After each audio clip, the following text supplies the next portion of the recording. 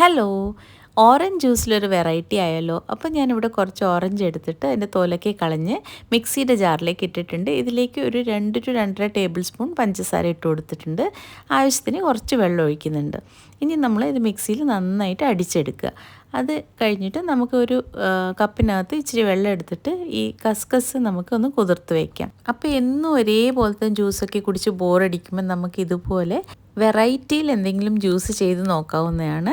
അപ്പോൾ നമ്മൾ അടിച്ചു വെച്ചിരിക്കുന്ന ഓറഞ്ച് ജ്യൂസ് ഒന്ന് നന്നായിട്ട് ഒരു അരിപ്പ വെച്ചിട്ട് ഫിൽട്ടർ ചെയ്തെടുക്കാം. നമുക്കിങ്ങനെ നല്ലതായിട്ടൊന്ന് ഫിൽട്ടർ ചെയ്യുക. അത് കഴിഞ്ഞിട്ട് നമ്മൾ ഇതിനകത്തേക്ക് മെയിൻ താരമായ നമ്മുടെ ടാങ് ആഡ് ചെയ്യണം. ഓറഞ്ച് ഫ്ലേവറിലെ ടാങ് വേണം ആഡ് ചെയ്യാൻ.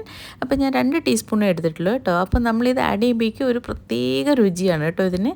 ഈ റിയൽ പൾപ്പിൻ്റെ ജ്യൂസിൻ്റെയും അതുപോലെ തന്നെ ആ ടാങ്കിൻ്റെ കുറച്ച് ഫ്ലേവറും ആകുമ്പോൾ ഒരു ശരിക്കും ടാങ്കി ഓറഞ്ച് ജ്യൂസ് നമുക്കിതിനൊരു പേര് കൊടുക്കാൻ പറ്റും. അപ്പോൾ നമ്മൾ അതിനകത്തേക്ക് ഈ കുതിർത്ത് വെച്ച കസ്കസും കൂടി ആഡ് ചെയ്ത് കൊടുക്കുക. അത് കഴിഞ്ഞിട്ട് നന്നായിട്ടൊന്ന് മിക്സ് ചെയ്ത് കഴിഞ്ഞിട്ട് കുറച്ച് ഐസ് ക്യൂബ്സ് ഞാൻ ആഡ് ചെയ്യുന്നുണ്ട്. ഇത്രയേ ഉള്ളൂ, വളരെ എളുപ്പമാണ്.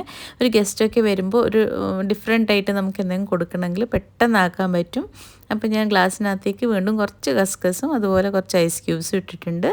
ഇപ്പോൾ കുട്ടികൾക്കും മുതിർന്നവർക്കും ഒരുപോലെ ഇഷ്ടപ്പെടുന്ന ഒരു നല്ലൊരു ജ്യൂസാണിത്. തീർച്ചയായിട്ടും ട്രൈ ചെയ്ത് നോക്കിയിട്ട് കമൻറ്റ് ചെയ്ത് അറിയിക്കാൻ മറക്കരുത്. അപ്പോൾ താങ്ക്